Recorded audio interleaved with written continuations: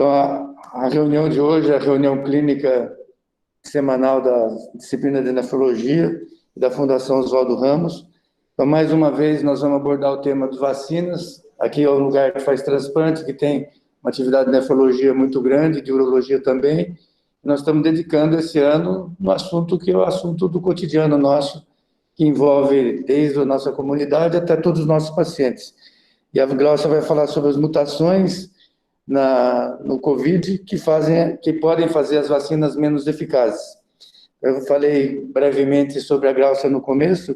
A Glaucia, ela é bióloga, ela fez mestrado aqui na Unifesp. Na época eu conheci a Glaucia, nós somos amigos há muito tempo, muitos anos. Então, ela trabalhava com a doutora Crué, com a doutora Maria Gervasi, que está presente aqui na sala, e junto com a doutora Júlia. E a Glaucia, ela conhece todo o processo regulatório, já fez doutorado na USP de Ribeirão Preto, pós-doutorado na Califórnia. Depois ela tem uma larga experiência profissional atuando como docente, ou como quem trabalhou também na bancada. Ela tem experiência grande da carreira, assim, desde a bancada até CEO de uma empresa. Ela trabalhou em várias atividades no serviço público, no governo estadual, em governos municipais, na indústria farmacêutica, na Aventis, na Pasteur, na Glaxo, na White, na Novartis, e ocupou cargos de alta gestão em diversas áreas funcionais dessas empresas, desde a diretoria da área médica, de marketing, comercial e CEO de uma empresa. Então, ela tem uma experiência muito grande, assim, em todas as fases de desenvolvimento de medicamentos. Trabalhou na Fiocruz, na FURP, no Butantan, e agora ela trabalha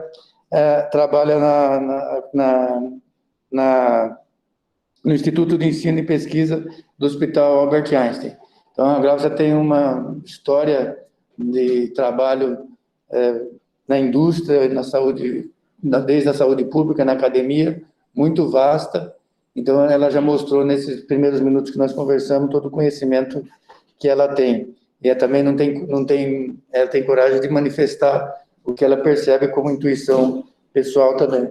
Então, muito obrigado, Glaucia, pela sua presença aqui. É um prazer muito grande. Nós, como eu disse, nós trabalhamos junto no HLA, no começo do HLA aqui na escola, há muitos anos atrás. E a Glaucia sempre se destacou bastante em todo lugar que ela passou, né? A carreira dela é uma carreira muito sedimentada em todos os aspectos, desde o serviço público, desde a academia, até o serviço privado. Muito obrigado, Glaucia, pela sua disponibilidade aqui, pela sua presença. Obrigado mesmo.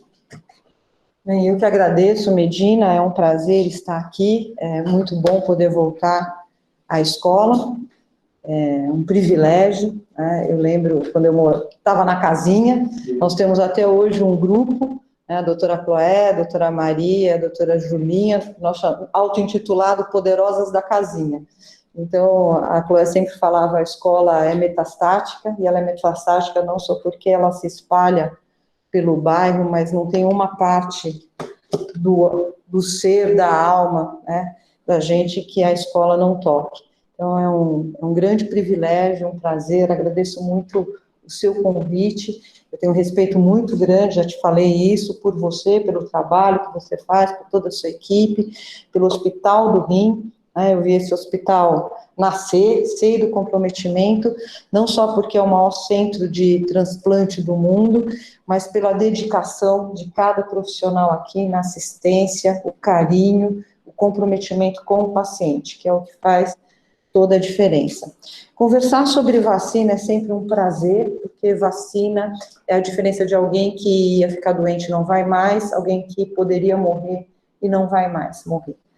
Vacinas são medicamentos profiláticos de vocação de saúde pública, utilizado em grande escala, num curto espaço de tempo, em pessoas saudáveis. Então, uma das coisas boas de trabalhar com vacina é que as vacinas não mentem, né? Elas confessam e a gente não precisa torturar o dado para que elas confessem. Então, os estudos clínicos com vacina são os maiores estudos clínicos da indústria farmacêutica, eles incluem milhares de pessoas. Eu participei no desenvolvimento, por exemplo, da vacina de rotavírus, que no estudo de fase 3 nós incluímos na América Latina mais de 65 mil pacientes em menos de 6 meses. Então, vocês podem imaginar, os estudos são bastante robustos, porque nós vamos estar imunizando pessoas saudáveis, né, e principalmente pessoas vulneráveis, idosos, crianças, e a população em geral. Então, a segurança, a gente precisa confiar, existe um sistema para captura de eventos adversos, e a gente pode conversar com isso, não é o objetivo da aula sobre isso no final, que rapidamente, se existe um sinal de segurança, ele é captado, as vacinas são interrompidas, suspensas, novas vacinas são desenvolvidas, então é muito tranquilo, muito bom trabalhar com vacinas. Vamos lá, vamos ver como é que eu passo para frente. Eu vou aqui? Certinho? Certinho. Essa aqui, ótimo. Ótimo, então vamos lá. Bem, então... obrigada, menino. Então vamos lá. Bem, a pergunta proposta para a discussão de hoje é se as mutações do SARS-CoV-2, elas fazem as vacinas menos eficazes. Essa é uma pergunta bastante recorrente, né? Está muito presente na mídia, e a primeira coisa que nós precisamos falar sobre isso é que essa é uma pergunta genérica, que pode determinar respostas diversas e induzir a confusão e impactar a confiança nas vacinas e na vacinação. Então, a gente precisa tomar muito cuidado, essa é uma pergunta bastante capciosa. Então, algumas linhagens, algumas variantes têm tomado muita atenção da mídia, em especial a variante inicialmente identificada no Reino Unido, a variante identificada inicialmente na África do Sul, e também a famosa P1, né, identificada no Japão de um paciente que estava vindo do Brasil, então é reconhecida como a linhagem brasileira. Mas o que é isso que nós vamos falar? Primeiro, o que é uma variante e como elas são classificadas? Segundo a Organização Mundial da Saúde, o CDC, as variantes elas podem ser classificadas como variantes de interesse, variantes de preocupação ou variantes de alta consequência. Então, uma variante de interesse mais especificamente na questão das vacinas, são aquelas variantes que têm marcadores genéticos que podem estar implicados no escape imunológico. Uma variante de preocupação, né, é uma variante onde existe uma evidência de impacto nas vacinas, né? Evidência de redução significativa da neutralização por anticorpos, evidência de redução da produção induzida pela vacina contra a doença grave, da proteção.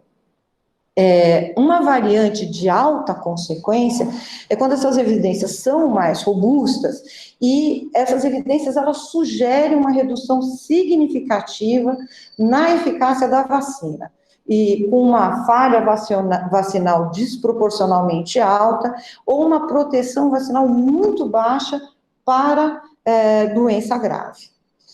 Atualmente, não há variantes do SARS-CoV-2 classificadas no nível de consequência alta. Uma variante de alta consequência exigiria notificação à Organização Mundial de Saúde, de acordo com o Regulamento Sanitário Internacional, e às autoridades sanitárias nacionais, com um anúncio de estratégias para prevenir ou conter a transmissão e recomendações para atualizar tratamentos e atualização das vacinas. Nós temos várias vacinas em utilização, né? Nós vivemos a corrida e o milagre das vacinas, nós temos pelo menos 10 vacinas sendo utilizadas já ao redor do mundo, no Brasil, principalmente as vacinas da AstraZeneca em parceria com a Fiocruz e da Sinovac em parceria com o Instituto Butantan. Aí essas vacinas estão sendo disponibilizadas em várias partes do globo. É importante lembrar que nenhuma vacina é 100%. Não existe vacina com 100% de eficácia. E a eficácia da vacina, ela depende de, principalmente, 4 fatores. O primeiro é o imunógeno, a vacina em si. Né? O que compõe essa vacina? Qual é o antígeno? Nós vamos poder discutir sobre isso no decorrer dessa conversa hoje. Então, qual é o antígeno utilizado? Se a vacina tem ou não tem adjuvante? Qual é esse adjuvante? Adjuvante são substâncias que nós colocamos nas vacinas para potencializar a sua ação. Também, qual é o sistema que nós chamamos de delivery no caso das vacinas de instrução gênicas, o vetor, se usa vetor, qual é esse vetor, qual é a partícula nanolipídica e qual é o esquema vacinal. Nós vamos ver que o esquema vacinal, ele impacta tremendamente a eficácia de uma vacina. Mas além da vacina em si, que evoca a resposta imune, o respondedor é determinante. Existem bons e maus respondedores. Você pode dar a melhor vacina, uma vacina com uma alta eficácia demonstrada em estudo clínico, e aquela pessoa pode não responder. Quais são os fatores que influenciam isso? A genética, característica individual, a idade, existe a imunossenescência, existe também a imaturidade do sistema imunológico em crianças, a gravidez é toda uma imunologia especial, comorbidades, imunossupressão e assim por diante. Então, existem vários fatores do indivíduo respondedor que recebe essa vacina que podem impactar a eficácia da mesma. O meio ambiente é fundamental, fundamental. E nesse meio ambiente, o comportamento humano. Isso é determinante, o comportamento humano pode impactar tremendamente a eficácia de uma vacina. A vulnerabilidade social, o clima, a sazonalidade, a soroprevalência, o microbioma que nós estamos imersos, a cobertura da vacina, quais são as políticas públicas, como essa vacina é distribuída, isso também pode impactar tremendamente a eficácia da vacina. E a resposta a ela, a resposta do sistema imune. E isso, nós precisamos ter esses conceitos muito claros. A resposta imune, ela é policlonal. Ela é dirigida contra múltiplos antígenos, contra múltiplos targets. É um coquetel, na verdade. A resposta, ela é pleiotrópica e ela é redundante. O que quer dizer isso? Um único componente do sistema imune é capaz de desempenhar diferentes funções. Então, um anticorpo, uma célula, uma citocina, ela pode desempenhar diferentes funções. Mas diferentes funções podem ser desempenhadas também por a mesma função pode ser desempenhada por diferentes componentes, diferentes células. Vocês sabem muito bem disso, Uma outra característica fundamental é que a resposta ela não é estática. E às vezes, quando a gente fala, ainda mais nesse contexto pandêmico e de variantes, a gente imagina o vírus evoluindo e a resposta imune, a resposta à vacina parada. Então, o vírus está no filme e a resposta está numa foto. Isto não é verdade. O vírus evolui, a resposta imune também evolui, existe diferenciação, maturação de afinidade, nós vamos discutir isso mais adiante. E é fundamental também lembrar que a resposta imune, a resposta a uma vacina, ela não é binária, ela não é tudo ou nada. Estou protegido ou não tenho proteção alguma. O que nós temos, na verdade, é um gradiente de proteção. Então, eu tenho desde a proteção que a gente chama de imunidade estéril, onde a pessoa não é nem infectada, ou eu tenho proteção contra doença sintomática, que pode ser contra doença leve, doença moderada, doença grave. Isso, dentro do contexto das vacinas, pode parecer simples, mas é fundamental. Uma mesma vacina, ela pode ter uma eficácia de 20% para prevenir infecção, ter uma eficácia de em torno de 50%, 60% para prevenir doença sintomática, casos leves, e essa mesma vacina pode ter uma alta eficácia para prevenir casos graves, 80%, 90%. Isso é verdade não para a vacina do coronavírus somente, mas para várias vacinas. Isso é um conceito muito bem estabelecido. Então, a gente precisa lembrar disso. Infecções que induzem imunidade estéril, qual é o principal fator? É a característica do micro-organismo. Então, aquelas doenças que normalmente nós não somos nem infectados novamente, ou não temos doença, são principalmente para aqueles micro-organismos que invadem, e principalmente quando eles fazem viremia. Então, quando você tem um micro-organismo fazendo viremia, isso é um alerta para o sistema imune que evoca uma resposta extremamente robusta. Então, sarampo, cachumba, uma das características é essa questão da viremia.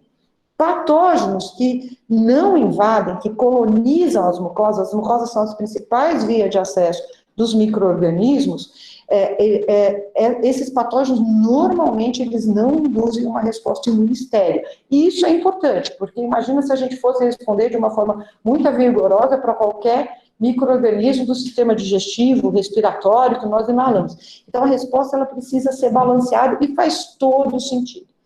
As vacinas, por sua vez, quando nós temos vacinas atenuadas, que mimetizam o ciclo biológico do micro-organismo e fazem viremias, essas vacinas também induzem proteção de longa duração e, muitas vezes, imunidade estéril. Mas vacinas também inativadas podem induzir imunidade estéril, como as vacinas conjugadas, que induzem altos níveis de anticorpos e anticorpos muito poderosos, cuja concentração da própria IgG é muito alta e transsuda para a mucosa. Então, a gente fica imaginando que a proteção na mucosa é só por IgG, por IgA, né? Que é o anticorpo de mucosa, mas a própria proteção sérica pode proteger essa mucosa também. Ou adjuvantes que são utilizados, que também podem ser potentes para induzir uma imunidade estéril.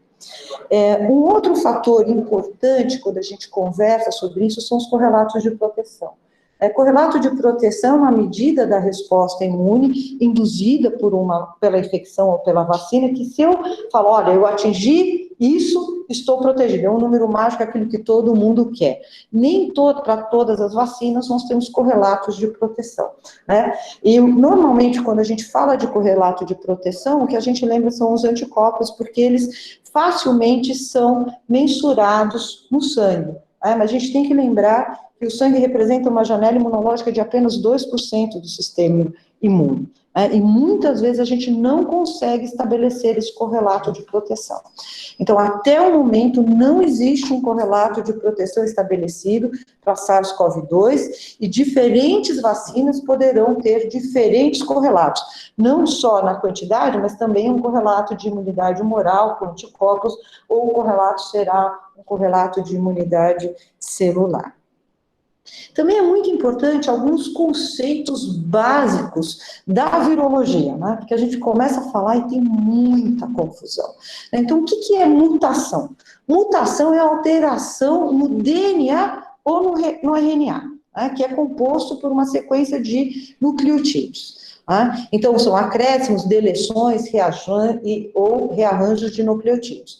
Quando ocorrem mutações, na parte do gene que é expresso, essas podem se manifestar como alterações nas proteínas sintetizadas, ou não, e nós vamos detalhar mais isso a seguir. O genótipo é a descrição da composição genética do vírus. Um isolado é um vírus que foi isolado de um hospedeiro infectado e propagado em cultura de célula. Uma sequência genômica pode representar um isolado, mas não é necessariamente um isolado. E vocês vão ver que isso tem implicação quando a gente vai ver aquelas árvores filogenéticas maravilhosas, que todo mundo coloca no slide, mas no fundo ninguém entende o que está olhando, né? Muita gente não consegue entender. Né? Então, existem centenas de milhares de sequências genômicas completas, mas ainda a maioria não é um isolado, né? Ou seja, o vírus não foi isolado em cultura. Agora, variante. O que é variante? Variante é um vírus cuja sequência genômica difere daquela de um vírus de referência. Isso não tem nenhuma inferência com relação à mudança da sequência do genoma que ele causa qualquer mudança no fenótipo do vírus. Ou seja, o que é o fenótipo do vírus? É uma propriedade viral. Ele tem mais capacidade de estar estável no meio ambiente, tem maior transmissibilidade, maior patogenicidade. Então, a variante, eu tenho uma variante, tem uma diferença na sequência de nucleotídeos, mas isso não necessariamente implica num fenótipo diferente.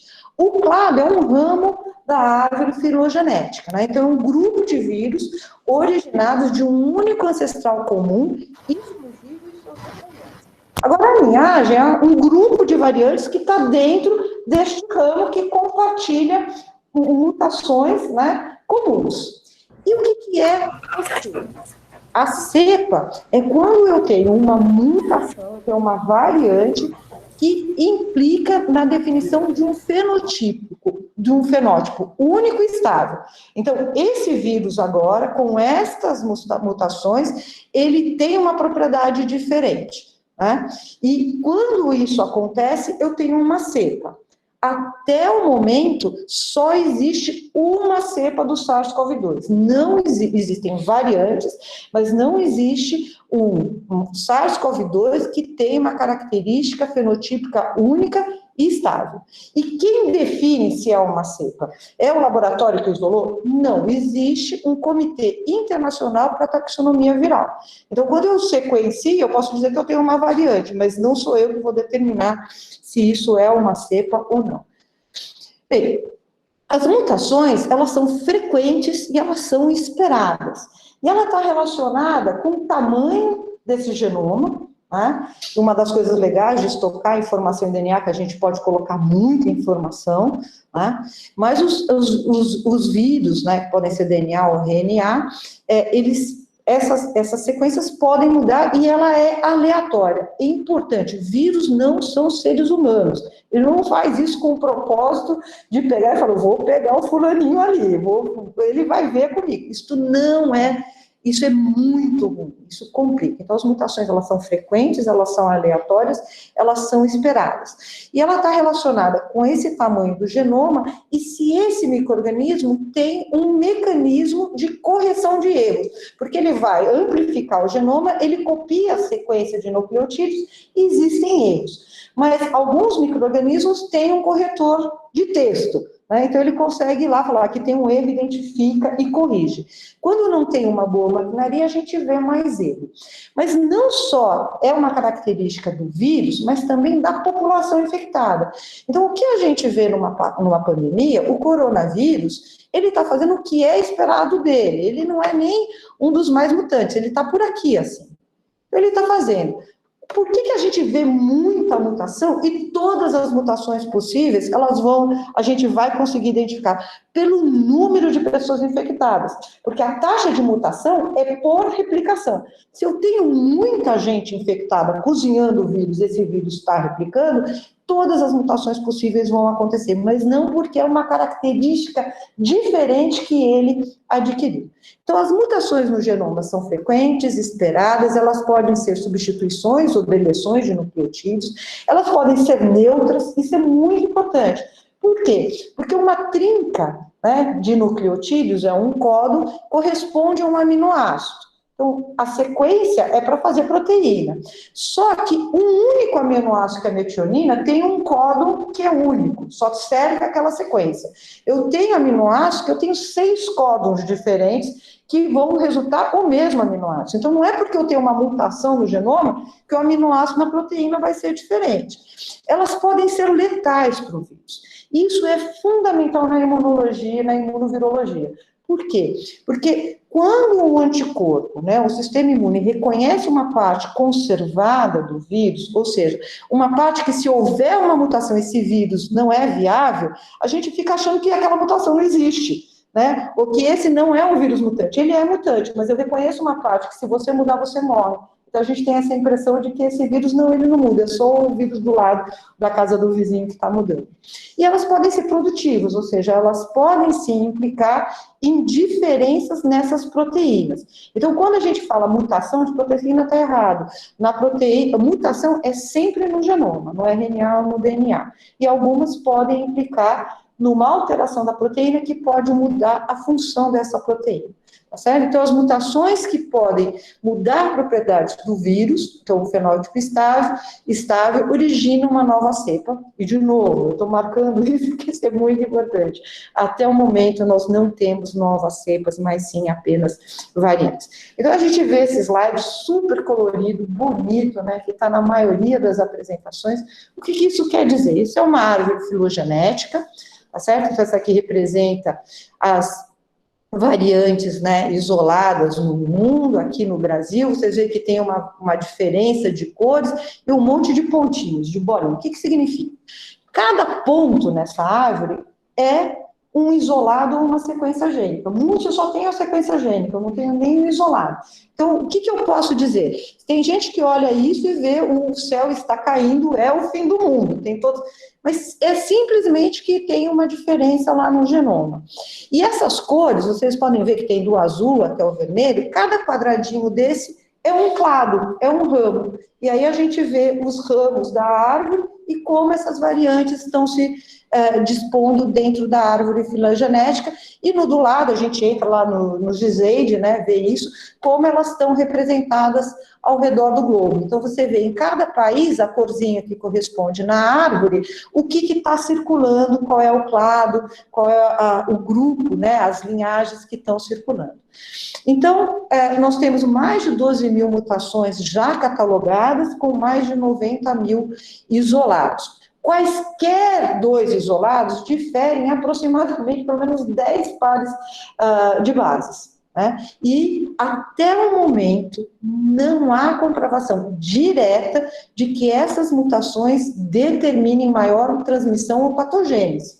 Embora haja um conjunto de dados laboratoriais e epidemiológicos sugestivos que corroboram essa hipótese. Mas é muito complicado atribuir uma propriedade a um vírus com base mesmo em situações circunstanciais ou dados epidemiológicos que são muito importantes. Eu não estou dizendo que o dado epidemiológico não é importante, que nós não devemos estar preocupados, né? Mas existem muitos fatores de confusão, né, que podem influenciar. Então, a gente diz, tem a variante, tem mais casos, portanto, né, esse vírus é mais transmissível. Não existem dados diretos disponíveis mostrando que essa propriedade viral de transmissibilidade, efetivamente, ela existe. Existe, sim, muitos dados robustos, circunstanciais epidemiológicos, que são importantes, que nós temos que levar em consideração.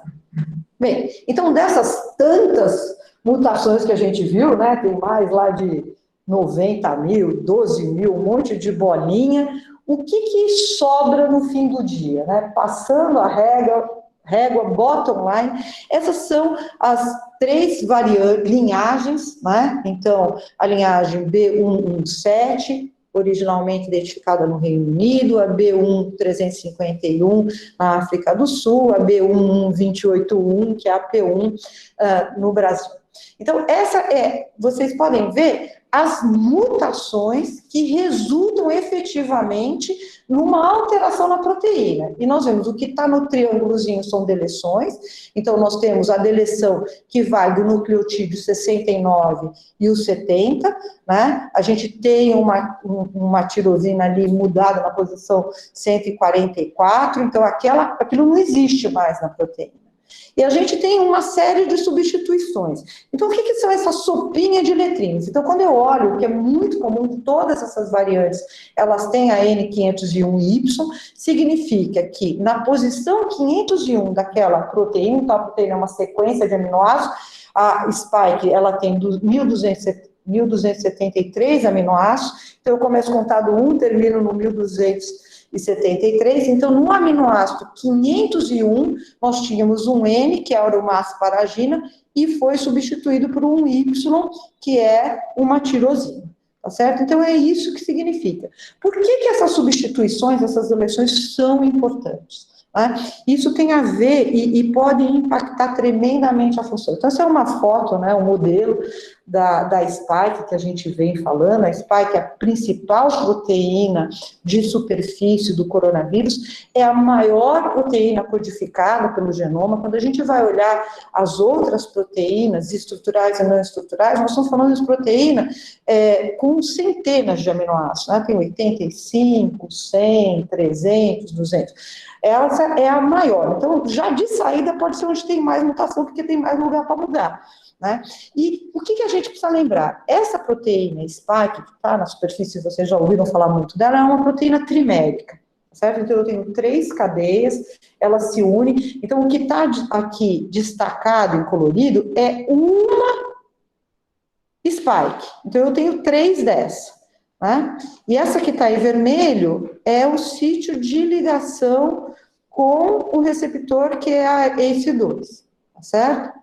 Essa proteína trimérica, eu tenho um slide posterior, ela tem duas subunidades. Uma spike tem duas subunidades, S1 e S2, vocês vão ver que isso é muito importante. E a porção onde eu estou ligando no receptor é um domínio chamado de RDB, que é o domínio de ligação no receptor. Então, quando a gente olha de frente, nós temos essa imagem, olhando na vista de cima, superior, vocês veem 3 RDB aqui, tá certo?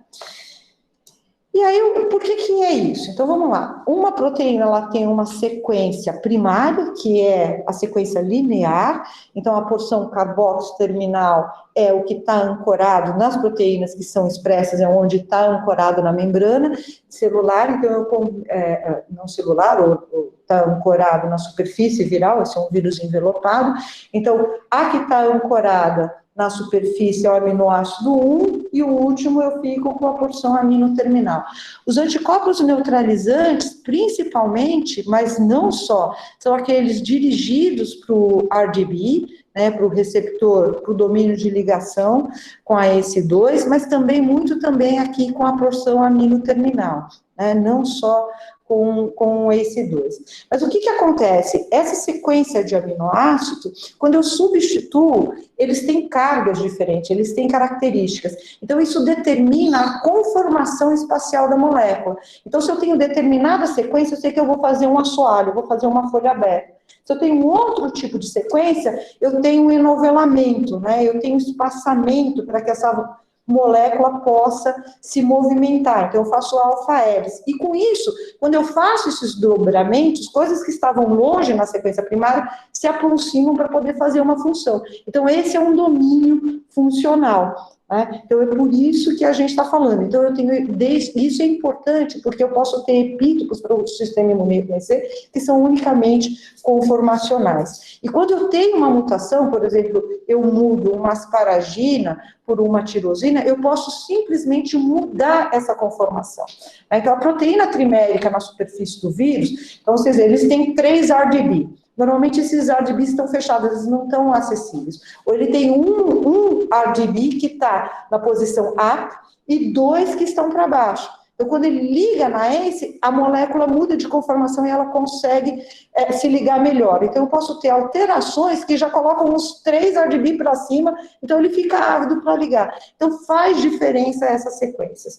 Eu sinalizei em vermelho as sequências que são mais implicadas com a questão de escape imunológico com os anticorpos neutralizantes. Então, vocês veem, essa é uma representação esquemática do genoma, né, do SARS-CoV-2, e vocês podem ver aqui, a gente tem uma frequência bem maior, né, de mutações exatamente nessa proteína S1, como eu falei, que é a maior. Mas ele acontece, essas mutações podem acontecer ao longo do genoma, e outras proteínas também estão envolvindo, que são fatores de virulência para escapar da resposta imunológica, como, por exemplo, escapar a resposta de interferon. Então, isso aqui é bastante interessante. Então, como eu falei, essa spike, ela é trimérica, ela tem a porção S1 e a porção S2, e ela tem 2 sítios de clivagem entre a porção S1 e S2. Então, o que acontece? Quando essa proteína se liga ao receptor, esse sítio de clivagem, ele é exposto e a enzima vem e corta. Então, a porção S1 é liberada. E aí eu fico só com a porção S2, que libera o que a gente chama de peptídeo de fusão, tá certo? E esse peptídeo de fusão, ele faz um grampo que junta a superfície do SARS-CoV-2 com a superfície da célula hospedeira, e você tem a fusão das membranas e ele consegue invadir a célula. Isso é fundamental não só para o vírus, mas também para as vacinas. Por exemplo, muitas das vacinas, elas são vacinas que têm mutação, especialmente nessa parte. Então, a gente coloca 2 prolinas e você não consegue mais fazer essa clivagem. Então, você estabiliza essa molécula na forma de pré-fusão, tá certo? Então, por exemplo, as vacinas da Moderna, da Pfizer, a vacina da Johnson & Johnson, a Novavax, elas têm essas prolinas e outras mutações que estabilizam a molécula, e ela fica muito mais imunogênica, e a gente também tem a questão de não liberar o peptídeo de fusão. Por exemplo, a vacina da AstraZeneca, ela tem o que a gente chama da molécula selvagem, então você pode ainda ter essa clivagem. Então, as mutações são importantes não só para o vírus, mas para a gente construir as nossas vacinas também, isso pode determinar diferença de segurança e eficácia. Bem, as mutações, elas são aleatórias, mas a seleção das mutações, de quais proteínas vão ser expressas, elas não são aleatórias, a seleção ela é dirigida por uma série de fatores ambientais. Então, eu tenho potenciais pressões seletivas que podem selecionar aqueles vírus que tiveram as mutações produtivas que faz com que esse vírus consiga evadir, por exemplo, do sistema imune. Então, eu tenho, por exemplo, drogas. Vocês conhecem bem essa faixa, nós temos remdesivir, mas o próprio kit COVID, ele pode ser um fator para a seleção de variantes, porque não é porque a droga não é capaz de impedir a doença que ela não tem um efeito sobre o vírus, né? E todo mundo fala assim, por que você vai dar uma droga para parasita, para inibir infecção viral? Às vezes você tem uma droga antiepilética que inibe também a doença por micro-organismo. Por quê? Porque é a cadeia de transdução sinal. Se eu tenho uma droga, o micro-organismo intracelular, que para ele entrar, ele precisa baixar o pH do endossomo, e eu tenho drogas diferentes, essa droga, para diferentes doenças, vai pegar isso. Então, o que interfere com cálcio, vocês conhecem muito bem isso. O que acontece? Um dos exemplos, são vários, e não é para isso que a gente está conversando aqui, mas eu acho que vale a pena citar. Então, por que, por exemplo, a hidroxicloroquina funciona? Porque para entrar na célula, o vírus é um parasita intracelular obrigatório, uma das vias é endossomial. Então, ele se liga à superfície e a célula coloca ele para dentro no endossomo, mas ele está no meio extracelular, ele tem que fugir do endossomo, porque se ele ficar lá, ele vai ser degradado. Para fazer isso, tem o peptídeo de fusão que abre e libera o material genético. Esse fenômeno depende de diminuir o pH. Então, quando eu tenho uma droga como a cloroquina, que funciona para a malária, poderia funcionar também para o coronavírus, porque ela impede de diminuir esse pH. Só o que acontece? O coronavírus faz essa via para entrar. E quando eu testo in vitro, por exemplo, eu testo numa célula vero. A célula vero funciona super bonitinho. Eu coloco o vírus, eu coloco cloroquina, ele funciona. Mas a célula vero, ela falta uma enzima muito importante que é a TMPRSS2. E quando eu tenho essa enzima, o coronavírus pode entrar não pela via endossomal, mas diretamente na célula pela membrana. Então, você consegue inibir uma via, mas não inibe a outra, e aí não faz diferença. Então, a gente fala, a clínica, ela é soberana, mas a biologia é destino. É importante a gente entender esses mecanismos também. Então, a droga, o uso de um kit COVID, por exemplo, não sai liso, ele também pode estar envolvido na seleção de variantes. Os interferons também. Então, quando esse micro-organismo ele tem mutações que faz com que ele possa fugir dos interferons, isso também é uma pressão seletiva. E os anticorpos? Esse é o foco principal, mas é importante lembrar que, principalmente numa infecção primária, a maior parte da carga viral e da transmissão viral, ela se dá antes do anticorpo aparecer. Quando eu tenho uma infecção viral primária, o que acontece? Os 3 primeiros dias, as células do sistema imune estão todas dentro do linfonodo pensando o que elas vão fazer. Elas nem saíram de lá, não resolveram o que vão fazer, e a transmissão, ela é muito rápida.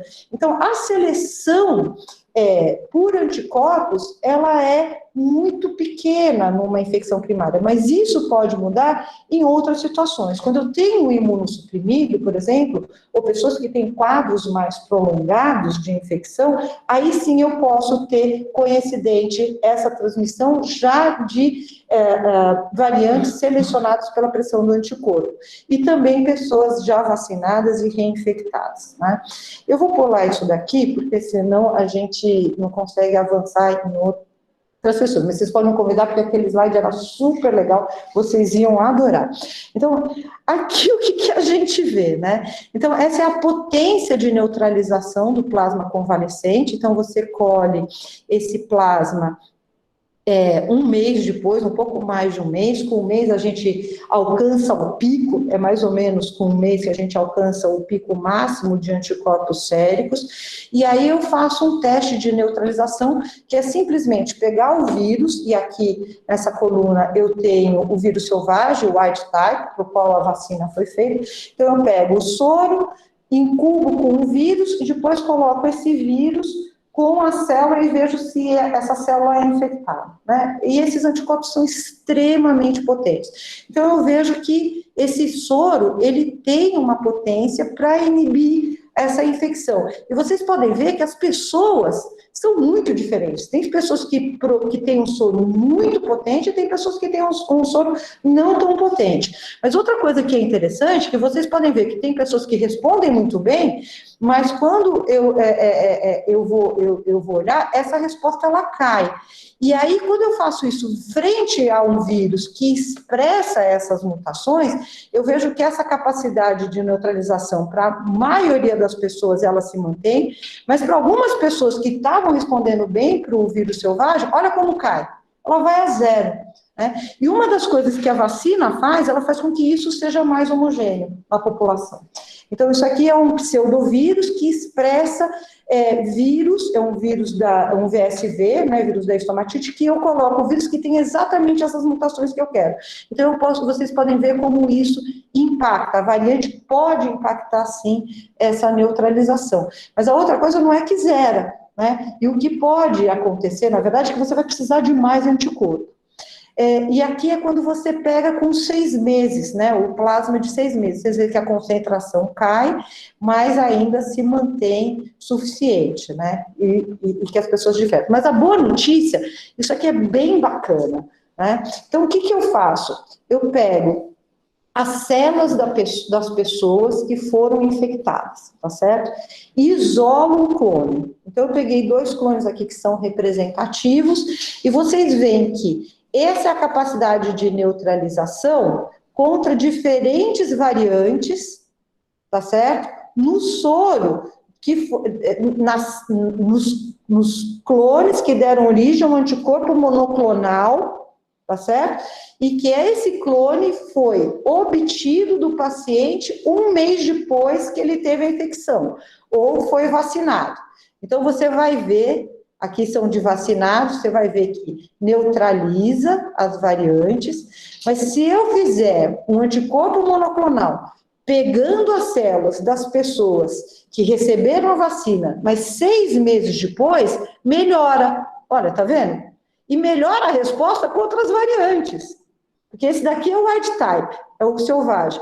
Tem variante que você responde ainda melhor. Isso é um dos motivos porque você faz reforço meses depois, porque aí você expande as células que já sofreram maturação da afinidade, tá certo? Então isso é uma coisa legal. A gente fica imaginando que é só o vírus, como eu falei, que muda, mas a resposta também evolui e a afinidade também evolui. Ela pode piorar para algumas variantes, mas ela pode também melhorar. Então, resumindo, né, as proteínas spikes do SARS-CoV-2 geram anticorpos neutralizantes potentes e semelhantes tanto em convalescentes como receptores de vacinas. Né? Em vacinas, ela tende a ser mais homogênea, ter uma dispersão menor. Os anticorpos exercem uma pressão evolucionária sobre o SARS-CoV-2 e podem selecionar mutações que conferem resistência aos anticorpos. A maioria dos produtores tem comunicado a efetividade, ou seja, a ausência de impacto ou impacto moderado de suas respectivas vacinas nos testes in vitro de neutralização de anticorpos. Os efeitos da resistência a anticorpos individuais podem ser amenizados pela maturação da afinidade do anticorpo, pela natureza policlonal do anticorpo e pela imunidade celular. Então, eu selecionei 3 slides, eu vou passar um pouco mais rápido, mas a imunidade celular, ela é extremamente importante, é importante avaliar a imunidade celular para poder compreender a doença, o desenvolvimento de vacinas. As respostas das células T são focadas não apenas na spike, mas em outras proteínas estruturais e não estruturais também. E essa reatividade de células T contra o SARS-CoV-2 também é detectada em indivíduos não expostos, o que sugere um reconhecimento cruzado entre o coronavírus circulantes do resfriado comum e o SARS-CoV-2. A memória imune também ela é muito importante e é bem claro que existe uma memória imune celular contra o SARS-CoV-2. Então, quando eu vou avaliar, esse é um trabalho que avaliou a imunidade celular para vacinas da Pfizer e da Moderna, então o que a gente vê é respostas específicas de células T-CD4 contra o SARS-CoV-2, tanto em convalescentes como em vacinados. As sequências da grande maioria dos epítopos de T de SARS-CoV-2 não são afetadas pelas mutações encontradas nas variantes analisadas. E as respostas das células T, CD4 e CD8 em indivíduos convalescentes ou vacinados não são substancialmente afetados por mutações encontradas nas variantes do SARS-CoV-2. Isso não quer dizer que isso não pode acontecer, mas na frente a gente tem uma cepa, porque, como eu falei, isso é aleatório, apesar da seleção ser direcionada. Então, a gente precisa ter bastante cuidado ao interpretar esses dados, isso é algo que eu brinco bastante, os macacos exageram, os camundongos mentem, as células divulgam fake news e os vírus não são humanos. Então, as vacinas, tradicionalmente, elas podem ser divididas em vacinas inativáveis, são vacinas mortas, vírus não é um ser vivo, é uma partícula viral, mas a gente usa essa expressão morto para falar, o cara não tem como se replicar dentro do organismo da pessoa que recebe a vacina. E vacinas atenuadas vivas. As vacinas inativadas, elas podem ser inteiras, simplesmente eu pego o micro-organismo, mato, inativo, tem diferentes formas de inativar, existem algumas inativações que podem influenciar tanto eficácia como segurança, a gente teve, por exemplo, a vacina de vírus essencial respiratório que se parou o desenvolvimento por causa de reações exacerbadas em relação à vacina, e isso parecia estar associado à inativação com a formulação.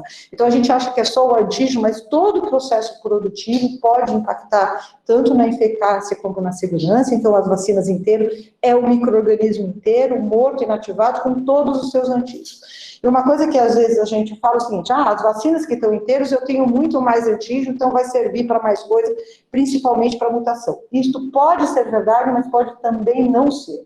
Por quê? Porque depende se aquele antígeno que está lá vai induzir uma resposta que está envolvido no fenômeno de proteção, mas também no processo produtivo, o que acontece? A gente controla, você pode pegar o SARS-CoV-2 e inativar. No processo produtivo, você vai controlar a concentração de proteína spike, e você não controla quanto tem das outras proteínas. Pode ser que no final, você começou com tudo, e só no processo produtivo você perdeu a maioria. E além do que isso, pode variar de lote a lote, porque você não controla. Tá certo? Então, isto é bastante interessante, pode ser uma verdade, mas não necessariamente. Então, as vacinas, como eu estava falando, inativadas, podem ser inteiras, elas podem ser subunitárias, é um pedaço do vírus, ou é um produto desse vírus, ou elas podem ser de VLP, que são partículas semelhantes a vírus, Então, eu tenho como vacina inteira a Coronavac e a Covaxin, a subunitária a Novavax, eu estou colocando só as vacinas que estão já estão sendo utilizadas ou em fase 3, e a Medicago. A Medicago, vocês vão ouvir muito falar, é super legal, porque é uma proteína spike produzida em planta, tá certo? Então, é na planta do tabaco que você produz e você faz as VLPs. As vacinas inativadas, elas precisam de mais de uma dose, invariavelmente, e elas necessitam de adjuvantes. Então, por exemplo, o adjuvante mais antigo, tradicional, são o hidróxido hidróxido de alumínio, né, tem na Coronavac, e essas outras vacinas, como a Covaxin, a Novavax, elas têm outros sistemas de adjuvantes, que são adjuvantes mais modernos e mais potentes, que podem não só aumentar a amplitude da resposta, mas também a sua amplitude pegando mais variáveis. As vacinas Covid-19, elas inauguraram um novo capítulo dentro das vacinas, que são as vacinas de instrução gênica, tá certo? Então, agora eu não dou mais a proteína ou o vírus atenuado, mas eu dou a instrução, eu dou um DNA ou o RNA. A questão mais importante aqui é como é que eu faço essa informação entrar dentro da célula, que é difícil. Então, nas vacinas de DNA, como o da Inóleo, você precisa fazer a eletroploração, isso vai ser um desafio. Nas vacinas de RNA, para colocar esse RNA dentro da célula, eu preciso de uma nanopartícula lipídica, então é o exemplo da vacina da Pfizer e da Moderna. E eu tenho as vacinas de vetor não replicantes, como a vacina da AstraZeneca, da Johnson & Johnson, a Janssen, a vacina da CanSino, chinesa, e a vacina Sputnik da Gamaleya, que é a vacina russa. Essas vacinas todas que já estão disponíveis, que usam um vetor não replicante, o que a gente usa? Um adenovírus. Adenovírus é bem legal, porque a gente já conhece eles na prática clínica há mais de 20 anos.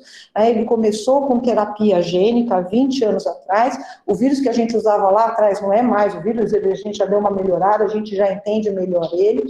Na da AstraZeneca, o vetor é um adenovírus de origem símia, de chimpanzé, porque a gente tem menos anticorpos, então isso pode, o anticorpo pode, contra o vetor, pode ter um impacto na vacina, mas isso varia. Se a gente vai na Inglaterra, por exemplo, e vê quantas pessoas são soropositivas para o adenovírus de chimpanzé, a gente vai encontrar zero, praticamente. Mas se for na Gâmbia, em torno de 9, 10% da população é soropositiva para o adenovírus de chimpanzé.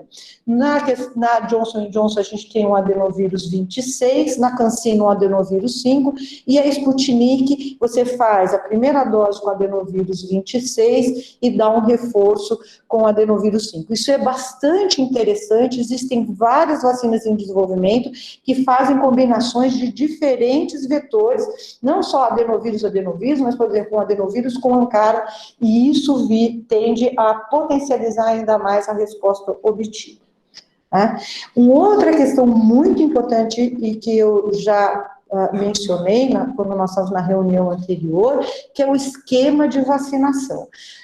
Vacinas administradas com intervalo de 14 e 28 dias são consideradas vacinas aplicadas em esquemas acelerados. O esquema acelerado, invariavelmente, na história das vacinações, ele implica numa menor resposta e necessita, invariavelmente, de uma dose de reforço. Por que, então, que a gente faz um esquema acelerado? Você faz um esquema acelerado quando você tem uma epidemiologia muito relevante e importante. Você quer dar o máximo de dose num curto espaço de tempo para que essa pessoa atinja níveis protetores da resposta imune, e aí, lá na frente, você pega ela no reforço. Mas um pequeno intervalo maior entre as doses, a gente vê uma melhora da resposta imune em relação. Então, fica a pergunta: vacinas que usam do SARS-CoV-2 esquema acelerado vão necessitar de reforço? Por exemplo, a AstraZeneca hoje, que a gente tem um intervalo maior. Isto tende a induzir uma resposta melhor. O que você não pode fazer? Você não pode fazer um intervalo maior e deixar a pessoa circulando e indo para a festa. Por quê? Porque eu tenho uma imunização subótima com anticorpos que podem selecionar variantes que escapam da resposta imune. Então, você tomou a primeira dose, é um dos principais motivos para você sair menos, não ir passear e esperar a segunda dose. Isso é bastante importante. Esse é um dado de estudo de fase 3 e é muito interessante porque é você quantificar os anticorpos, você dá a vacina, a segunda dose, espera 15 dias, e você vai quantificar o quanto que a pessoa tinha de anticorpo no baseline, no zero, e quanto ela alcançou de anticorpo no pico. tá certo? E divido um pelo outro. Então, você vê que a resposta das vacinas, elas diferem. Se eu fosse olhar só para o anticorpo, para dizer, ó, a vacina da Janssen é a pior vacina e a vacina da Sinopharm é a melhor. E quando a gente vai para os dados de eficácia, não necessariamente é isso que a gente vê. E você vê que não há uma consistência com relação à plataforma também, né? Pfizer, Moderna, RNA, a mesma plataforma, Astra, Gamaleya, CanSino e Janssen são vetores não replicantes, e as que estão azul são vacinas inativadas. Né? E olha o tamanho desses intervalos de confiança. Isso volta à questão do correlato de proteção. A gente ainda não tem um correlato de proteção para as vacinas de SARS-CoV-2, e uma coisa importante é que esse correlato de proteção ele é usado de formas diferentes. Uma coisa é eu pegar e medir o anticorpo da pessoa para falar, olha, será que essa pessoa respondeu ou não, ou está ou não protegida?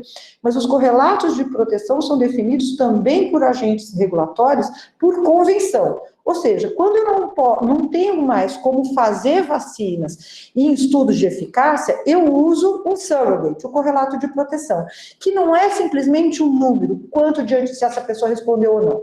Por exemplo, a agência regulatória vai dizer, eu aceito registrar essa vacina se você me mostrar os dados de imunogenicidade humoral e celular, e para humoral eu vou querer o quê? Eu vou querer um título mínimo de anticorpo.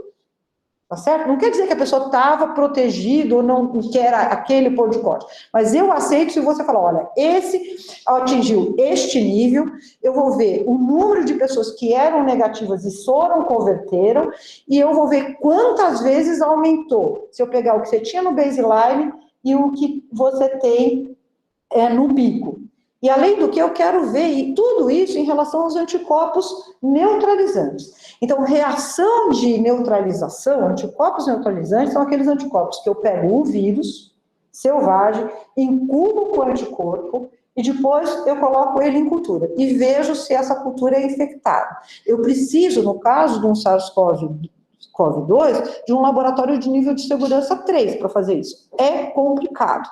Tá certo? Então, o que a gente faz hoje? Hoje a gente usa, por exemplo, o pseudovírus, que são vários. Eu posso pegar o VSV, aí eu introduzo nele a spike, tá certo? E aí vejo se ele infecta. O que eu faço? Eu pego o soro das pessoas vacinadas, incubo, e aí eu vejo se há infecção. O que a gente nota? Os dados mostram que existe uma excelente correlação, uma alta correlação entre o que eu vejo no teste de neutralização para o vírus selvagem e o que eu vejo com o pseudovírus. Existem outros testes que a gente faz, como o ELISA competitivo, que eu vou medir anticorpo de ligação com o RDB, o RDB. Às vezes as pessoas usam isso como um teste de neutralização, mas isso não é um teste de neutralização, é um ELISA competitivo. Agora, eu sei que os anticorpos contra o RDB são principalmente aqueles que estão envolvidos no fenômeno de neutralização. Então, quando eu olho a correlação que eu vi de pseudovírus para vírus selvagem, eu tenho uma alta correlação. Quando eu vejo a correlação do teste de ELISA, que é importante, eu tenho uma correlação moderada. Ela existe, mas ela é moderada e não é a mesma coisa. Então, esses são os dados de eficácia das vacinas que a gente tem nos estudos de fase 3, então a gente vê uma diferença nessa eficácia e, como eu mencionei, a gente não deve fazer comparação diretas de eficácia de vacinas que foram utilizadas em estudos clínicos diferentes, em tempos diferentes da pandemia, com desfechos diferentes e esquemas de vacinação também diferentes. Mas, de modo geral, o que a gente vê é que todas essas vacinas são eficazes. Quando algumas vacinas fizeram estudos de eficácia, já com as variantes circulando e com perfil diferente de variantes em diferentes países. Então, a vacina da Janssen avaliou ao mesmo tempo, no mesmo protocolo, a eficácia da sua vacina nos Estados Unidos, na América Latina, no Brasil e na África do Sul, e o que a gente viu é que a vacina é eficaz. Existe uma variação, por exemplo, na vacina da Janssen, 72% de eficácia nos Estados Unidos, 68% no Brasil e 64% na África do Sul. A gente pode atribuir essa diferença diretamente às variantes? Provavelmente não, né? Pode ser, não estou dizendo que a variante não impactou, que ela não é importante, mas a gente tem que lembrar que existem vários fatores de confusão, outros desde o estado nutricional, condições de vida, quantas pessoas moram na mesma casa, né? Várias coisas, as variantes são sim importantes, mas existem todos essas diferenças de confusão. A Pfizer avaliou a vacina dela no Reino Unido quando estava circulando já a variante, então com uma alta eficácia de 85%, a Novavax também na África do Sul e no Reino Unido, então a gente vê uma eficácia maior no Reino Unido, de 89,3%, uma eficácia maior na África do Sul, isso pode sim ser devido a variantes, mas lembrando que existem outras variáveis. E uma variável que a gente esquece é até o número de pessoas, porque o número de pessoas em braços em diferentes localidades é diferente. O dado mais preocupante vem exatamente com a vacina da AstraZeneca, né? Que no braço da África do Sul a eficácia verificada foi de aproximadamente 22%. Isso é bastante preocupante e os autores desse paper atribuem isso à variante. Mas a gente tem que lembrar que tem essas variáveis de confusão e que esse é um braço pequeno com apenas 2.000 participantes, né? Então, se eu fosse fazer uma vacina, um desenvolvimento de uma vacina, que eu não faço 3, eu colocar só de 2.000 participantes, provavelmente as agências regulatórias não aceitariam este dado. Mas isso é preocupante, né? Isso é um quadro que a gente usa muito na área de vacinação, né, que são os estágios potenciais na evolução de um programa de imunização. Isso não é específico para a SARS, normalmente a gente vê isso com qualquer vacina. Então, você tem muita doença, todo mundo sabe o que é doença, né, aí você tem uma vacina, as taxas de coberturas começam a aumentar, você controla a doença some e as pessoas falam, olha, não foi a vacina, porque as condições de vida melhoraram, né? Então, isso tem um exemplo clássico do Japão com a vacina de coqueluche, né? Então, uma vacina da década de 40, a gente usa ela até hoje.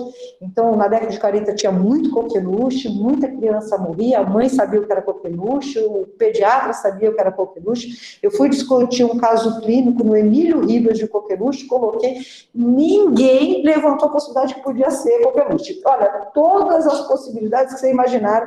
Por quê? Porque ninguém viu mais coqueluche. Então, quando chega na década de 70, final da década de 70, 79, tem 2 óbitos que acontecem temporalmente associados à vacinação de morte súbita do recém-nascido.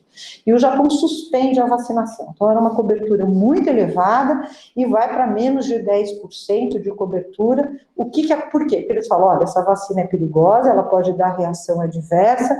Saiu no jornal que 2 crianças morreram, não tinha mídia social, imagina o escândalo que ia ser hoje. E quer saber do negócio? A gente não tem mais coqueluche, a mãe não sabe o que é, o pediatra não sabe o que é, a avó às vezes ainda lembra o que era coqueluche. E aí o que acontece? Não foi a vacina que controlou a doença. O que controlou as doenças? A gente vive melhor, as condições de vida melhoraram, eles suspenderam a vacinação, em 1 ano, 13.000 casos de coqueluche, 41 óbitos, voltou a vacinação e controlou. Então, é muito importante a confiança, a percepção do que é a doença, não é vacinar e ter reação adversa versus nada. Se nós não tivermos a vacina, não é se você vai pegar SARS-CoV-2, Covid. 100% dos nascidos vivos vão adquirir a infecção.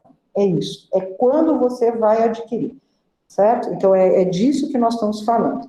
Então, vacine-se, promova a vacinação, a confiança, atenção à imunização subótima, atenção aos fatores de risco para eventos adversos, reporte os casos de evento adverso, oriente o isolamento e trate agressivamente, isole agressivamente os imunocomprometidos, que pode ser uma fonte importante de variantes. E promova as medidas não farmacológicas. Então, esse é o sumário. Eu gostaria de agradecer, vou disponibilizar a apresentação para quem quiser, foi uma honra. Então, eu queria agradecer mais uma vez a você, Medina, a toda a equipe, e desejar uma boa vacinação para vocês individualmente e para o paciente de vocês. Vacina boa é aquela que está administrada no braço. Nós fizemos recentemente um estudo com 4.000 pacientes transplantados. Nós devemos ter o primeiro resultado na próxima semana, o resultado da conversão sorológica após a primeira dose. Depois vamos ter em mais um mês após a segunda dose, mas destacando que isso foi um trabalho voluntário, da maior parte dos funcionários do Hospital do Rim, de várias outras universidades, incluindo a Escola de Medicina, que vários fins de semana seguidos trabalharam aqui no anexo aqui do Hospital do Rim, vacinando 4.000 pacientes transplantados, sem deixar fazer fila. Então, tinha bastante gente para ajudar a não deixar fazer fila. Então, muito obrigado a todos e muito obrigado ao pessoal que tem ajudado nesse estudo que nós estamos fazendo sobre a eficácia e a eficiência e eficácia da vacina Coronavac nos pacientes imunossuprimidos transplantados. Obrigada.